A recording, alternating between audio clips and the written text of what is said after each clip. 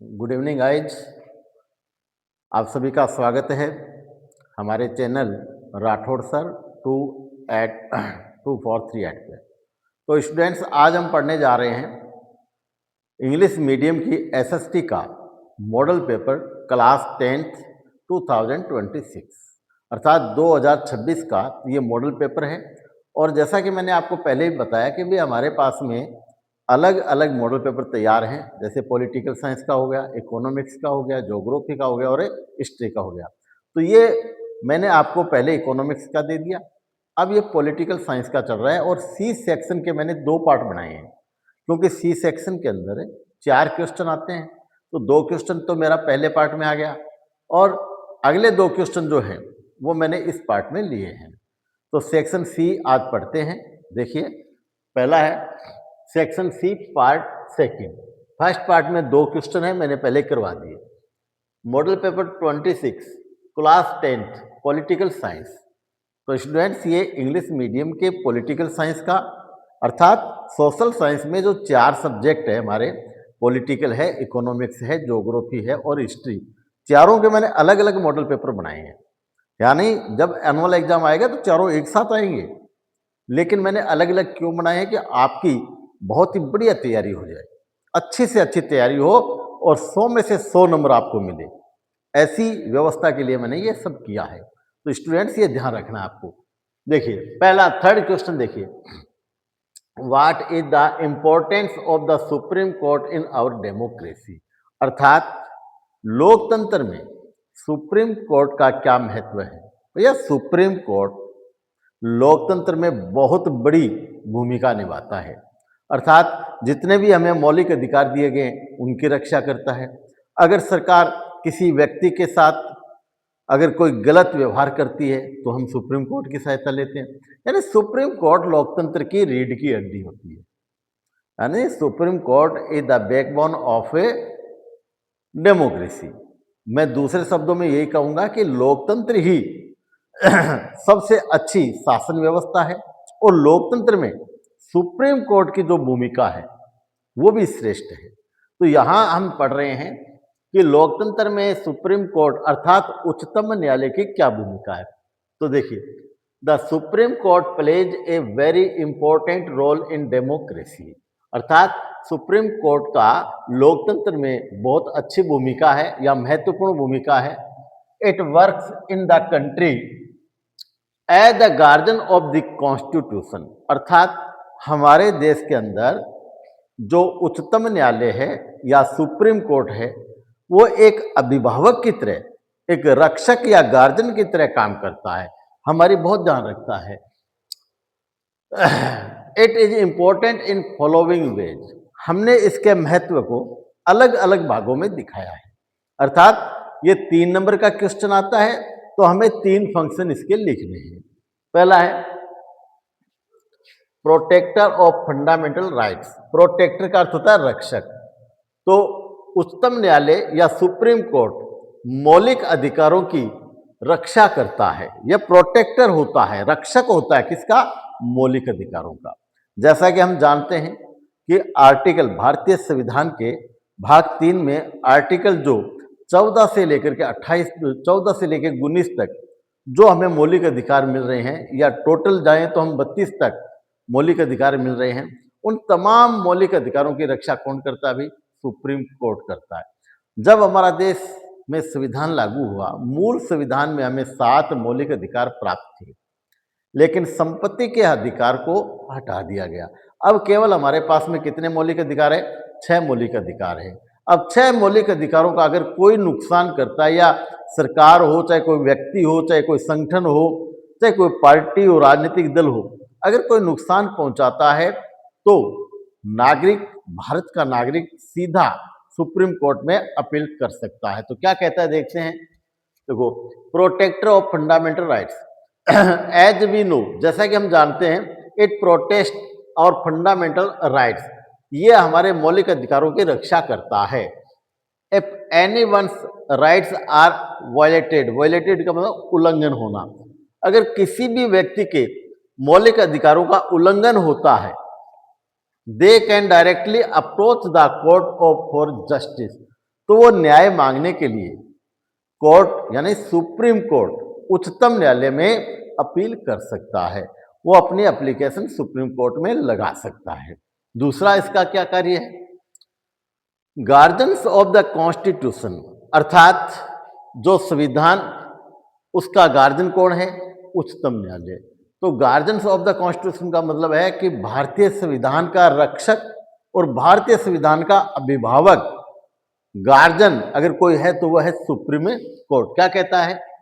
If any law goes to against the constitution, अगर कोई सरकार वोट के लालच में, जातिवाद, धर्म, किसी भी प्रकार से अगर कोई भी सरकार अगर संविधान का उल्लंघन करती है या ऐसा कानून, ऐसा नियम बनाती है जो हमारे संविधान के अंदर नहीं आता, संविधान की सीमाओं से बाहर निकल करके अगर कोई सरकार या कोई पार्टी या कोई संगठन चलता है तो उसे सुप्रीम कोर्ट रोकता है। कैसे?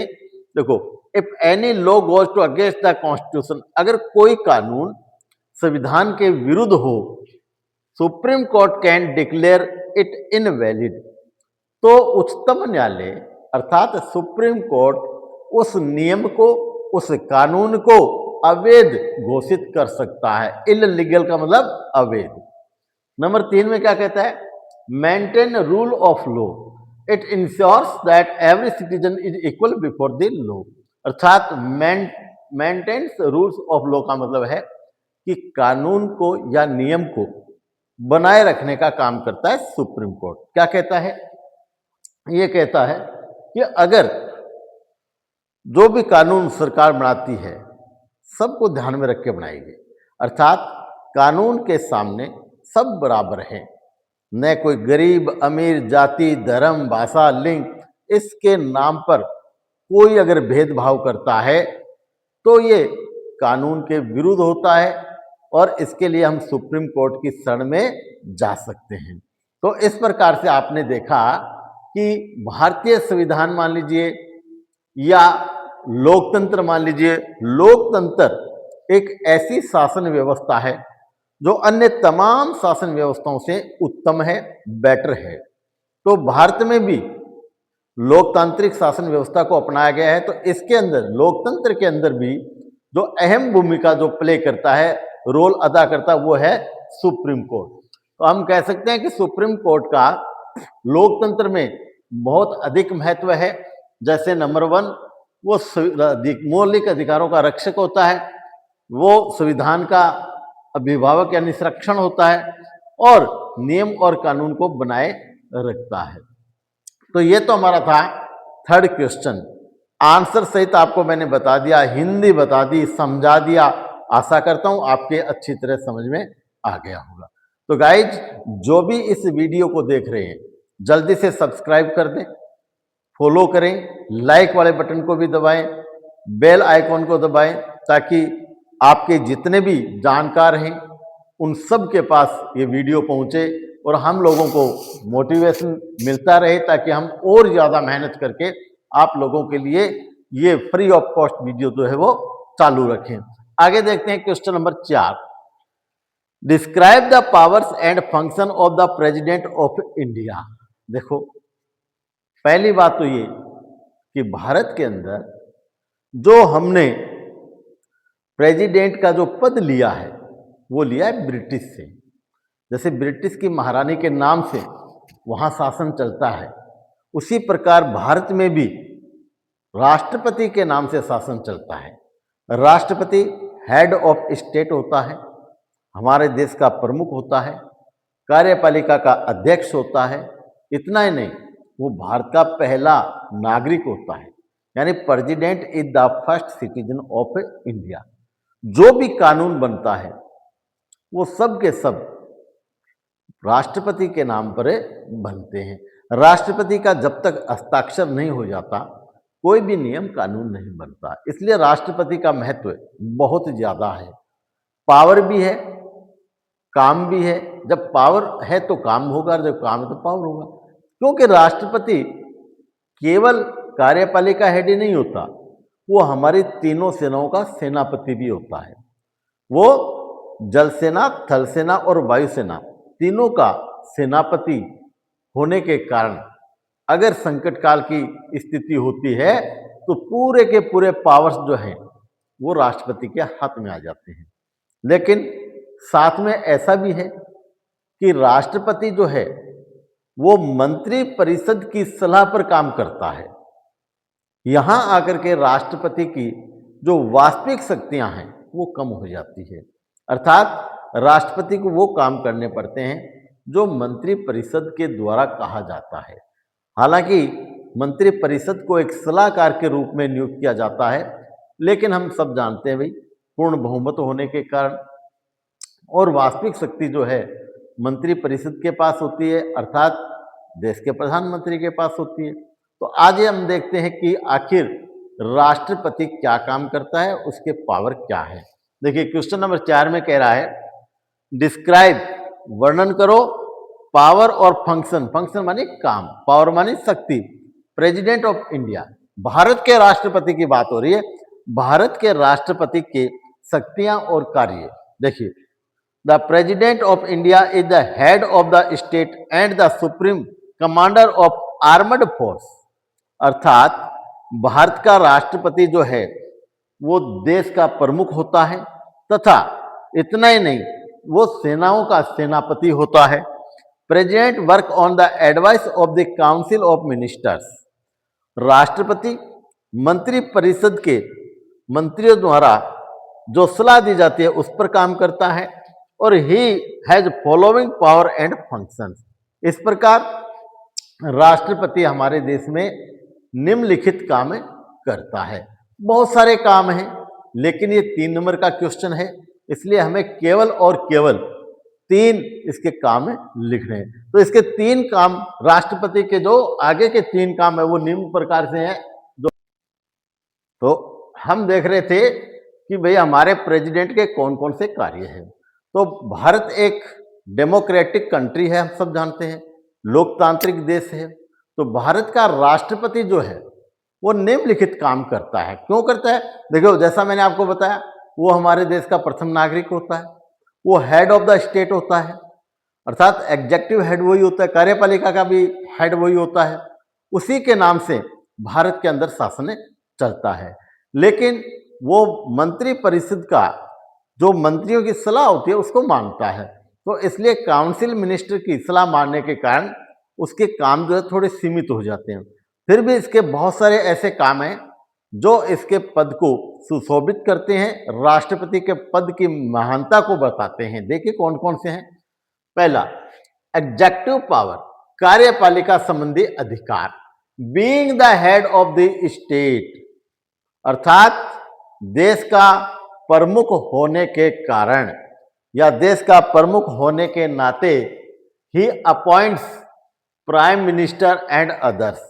ये बहुत ही बढ़िया और बहुत बड़ा ये पावर होता है राष्ट्रपति के पास में कि जितने भी भारत के अंदर वीआईपी पोस्ट होती है, वीवीआईपी पोस्ट, उन तमाम पोस्टों की नियुक्ति देश का राष्ट्रपति करता है। प्रधानमंत्री की नियुक्ति राष्ट्रपति करता, राज्यपाल की नियुक्ति राष्ट्रपति करता है, मुख्य न्यायाधीश की नियुक्ति राष्ट्रपति करता है, महान्यायवादी की राष्ट्रपति करता है, यानी महानियंत्रण की नियंत्रक की सबकी नियुक्तियां, जो बड़े बड़े पद हैं उन सब तमाम पदों की नियुक्ति अपॉइंट्स राष्ट्रपति के द्वारा किया जाता है। यह बात अलग है कि वो प्रधानमंत्री की सलाह से करता है, लेकिन नियुक्ति वही करता है भाई। दूसरा है लेजिस्लेटिव पावर्स, विधायक पावर, विधायिका संबंधी पावर या शक्तियां। क्या कहता है?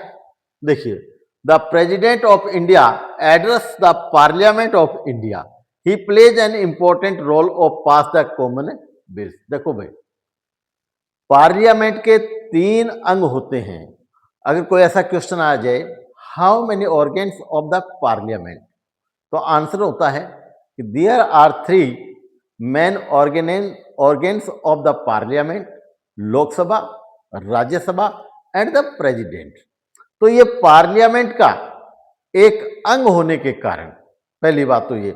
दूसरा, जितने भी जो मीटिंग बुलाई जाती है राष्ट्रपति के द्वारा उनकी वह अध्यक्षता करता है तथा कॉमन बिल यानी सामान्य या साधारण जो बिल है वो राष्ट्रपति के द्वारा ही पारित किए जाते हैं। अर्थात कोई भी नियम कानून तभी बनता है भाई जब राष्ट्रपति के हस्ताक्षर होते हैं और वित्त विधेयक को छोड़ करके अन्य जो सामान्य बिल होते हैं वो राष्ट्रपति के द्वारा ही पास किए जाते हैं। फिर है financial power. The union budget is present in parliament in the name of the president.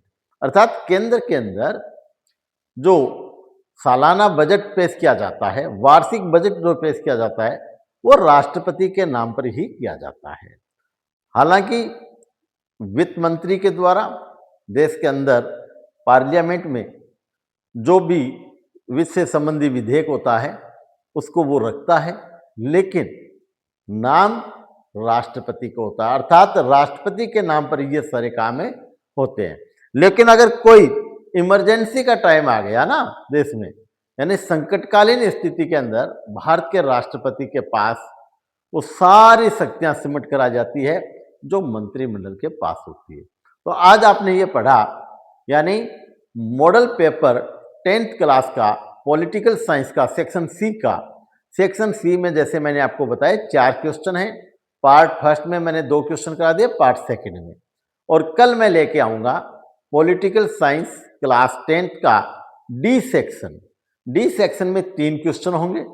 एक क्वेश्चन 4 नंबर का होगा, उसको हमें थोड़ा डिटेल से लिखना होगा। तो हो सकता है कि डी सेक्शन के भी कोई 2 पार्ट हमें बनाने पड़ जाए। तो साथियों जुड़े रहें राठौड़ सर के साथ, चैनल 2438 यानी राठौड़ सर 2438 इस चैनल से आप जुड़कर रहे हैं। अच्छे से अच्छे अंक प्राप्त करने हैं और आपको प्रत्येक क्वेश्चन का आंसर बहुत ही इजी लैंग्वेज में लेना है। तो मेरे चैनल को आप देखते रहें। जब भी आप सो रहे हैं हमेशा ध्यान रखें, सोते समय अगर आपको नींद आ रही है तो उस टाइम मेरा वीडियो को देख करके और रात को सोएं, ताकि अपने आप ही जो क्वेश्चन है उनके आंसर आपकी रील चलती रहेगी और मैं आपको विश्वास दिलाता हूं कि पूरी रात में आपको वो क्वेश्चन का आंसर याद हो जाएगा।